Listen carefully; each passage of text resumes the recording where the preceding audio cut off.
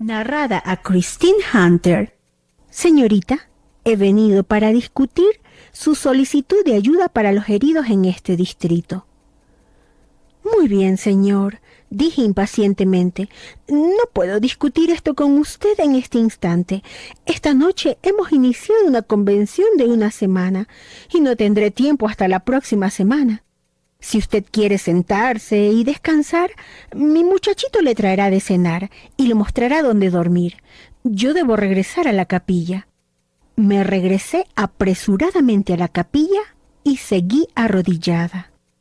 Momentos después, una nueva voz comenzó a orar en un dialecto diferente. ¿Pero con qué poder oraba? Abrimos nuestros ojos y quedé sorprendida al darme cuenta que aquel soldado polvoso era el que oraba entre nosotros. Cuando se levantó, lo tomé de la mano. «¿Usted es cristiano?», le dije llena de gozo. «Por supuesto. Yo no estaría en el grupo para ayudar a los soldados heridos si no lo fuese». El único lugar donde él podía dormir era a la puerta de mi cuarto, que ya estaba atestado de mujeres y niños. Y cuando nos levantamos en la mañana, él se había marchado. Después de la reunión de oración que duró 2 horas, siguió un desayuno. A este le siguió media hora de canto. Entonces comenzó la primera reunión formal del día. El lugar estaba lleno como para sofocarse. La gente esperaba en ansiosa expectación, mientras que nosotros los dirigentes no sabíamos exactamente qué hacer. Entonces entró nuestro soldado, con el mismo uniforme gris y raído, pero se veía limpio y lozano porque se había bañado en el río. Se subió a la plataforma y comenzó a hablar. Jamás me olvidaré del silencio y la impresión de un gran poder que se dejó sentir entre nosotros. Al final, cuando él invitó a los cristianos a que reconsagraran sus vidas, todo el mundo se arrodilló y las oraciones se elevaban de todas partes del edificio. Durante 5 días, aquel hombre de vestidura gris, Jonathan Wayne, dirigió los servicios. Habíamos orado por un avivamiento y el avivamiento llegó como poderoso diluvio. Todos los días decenas de personas aceptaron al Salvador por vez primera. Hombres y mujeres de la ciudad iban y venían para ver lo que ocurría, y antes de que pasara mucho tiempo, ellos también se encontraban de rodillas, llorando por sus pecados e invocando el perdón de Dios. Cuán grande fue nuestro regocijo de que al fin los largos años de penosa siembra eran premiados con una abundante cosecha. La última noche, el hermano Jonathan y los otros líderes organizaron una reunión de despedida. Nosotros sabíamos que jamás volveríamos a encontrarnos porque nos había llegado la noticia de que el enemigo avanzaba y muy pronto lo tendríamos a la puerta. Una a una, las mujeres me dijeron adiós y todas se marcharon en silencio. Yo me sentí tan agotada que literalmente me desplomé, vestida como estaba en la cama, junto con los niños. Muy temprano fui despertada por un extraño sonido. Pensando que era el bombardeo de los enemigos, tomé a Bao Bao, la más pequeña de entre las niñas, y despertando a los otros niños, salimos apresuradamente hacia el patio de enfrente, que era muy grande, porque en una ocasión sirvió de posada para 3 camellos.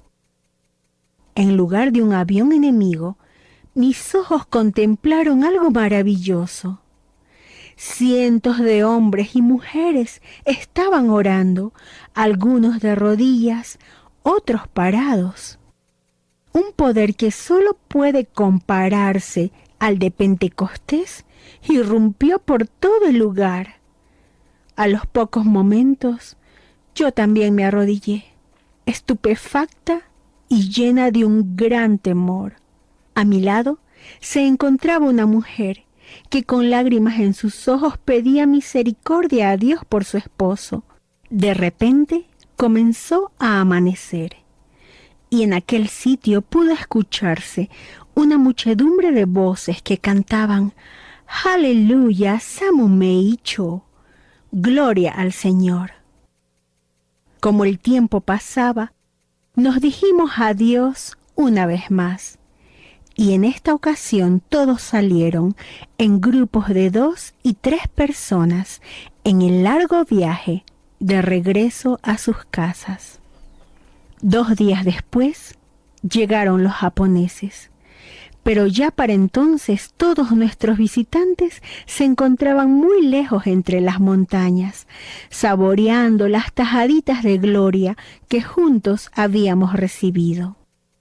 Un día, transcurridas unas semanas, cuando me puse a cantar algunos coritos, un oficial japonés se acercó y me dijo: «La gente que vive en las aldeas allá por las montañas canta lo mismo que usted. Yo los escuché». Incliné la cabeza y sonreí, pero no dije nada. El enemigo podría estar avanzando por todo el país y por las montañas, pero el Espíritu Santo de Dios se les había adelantado. Él nos mandó un mensajero especial a su gusto, que fortaleció nuestra débil fe antes de que llegara el tiempo de mayores aflicciones. Capítulo 9. En guerra. Una mañana fuimos sorprendidos por un extraño ruido. Las gentes salían corriendo de sus casas para ver infinidad de pequeños aviones plateados en el cielo que brillaban bajo la luz del sol. La gente gritaba y movía las manos emocionada porque nadie jamás había visto un avión. Los aviones sobrevolaron casi por encima del pueblo, hacia adelante y hacia atrás, arrojando sus bombas. Estábamos en nuestro servicio matutino cuando cayó una bomba en la casa de la misión, y yo no pude recordar nada hasta que me sacaron arrastrando de entre aquellas ruinas poco tiempo después. Cuando me repuse completamente, escarbé entre aquellos escombros hasta que encontré el botiquín de primeros auxilios.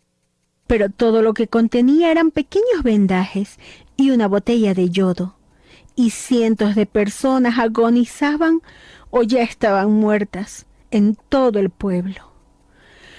Aquello fue angustioso y solo era un preludio de los terribles azotes de la guerra que iríamos a soportar una y otra vez. Los chinos estaban consternados y eran incapaces de organizar cualquier servicio que pudiera ser verdaderamente efectivo. Ahí estaba la interminable tarea de sepultar a los muertos, consolar a los vivos, auxiliar a los heridos, cuidar de los niños que frecuentemente nacían solo para morir después de unas cuantas horas o días, y ayudar a las pobres y angustiadas madres.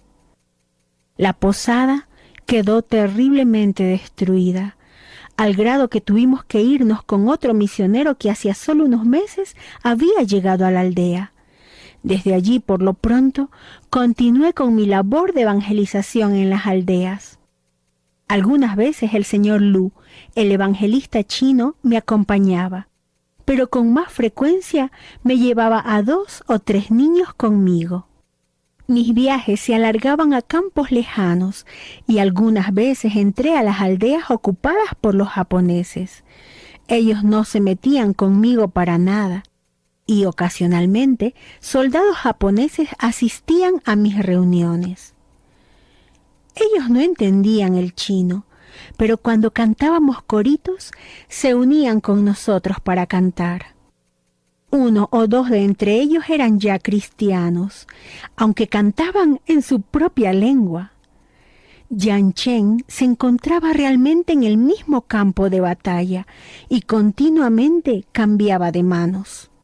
Cuando el ejército chino se acercaba e instalaba su campamento, yo visitaba a los soldados en sus cuarteles y en ocasiones era invitada a beber té con el general y su esposa. Ellos eran muy amigables y pronto me convertí en una de sus asiduas visitantes. En una ocasión, el general se encontraba estudiando sus mapas cuando yo estaba en el cuarto.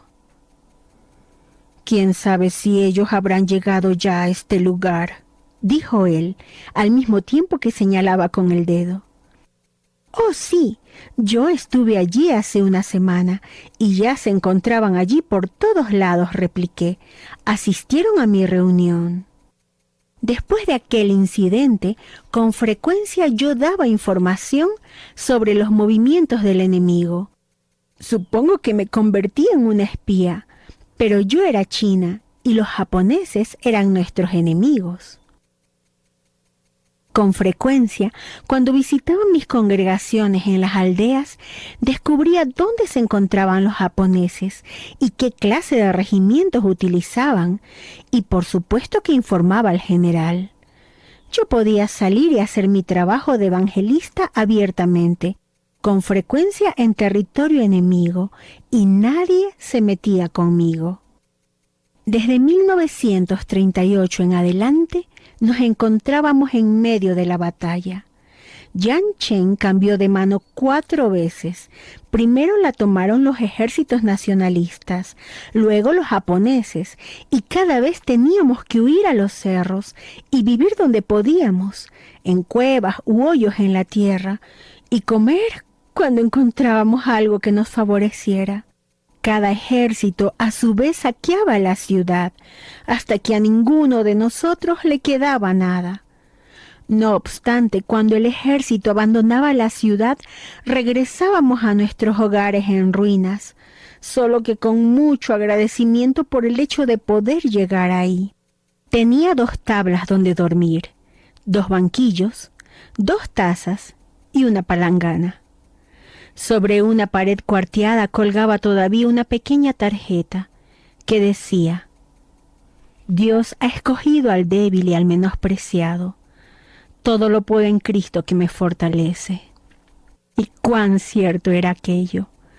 Yo había pasado por la prueba del fuego y Él me había fortalecido. Durante mucho tiempo no pude recibir noticias de Inglaterra, porque los servicios postales que quedaban estaban completamente inutilizados.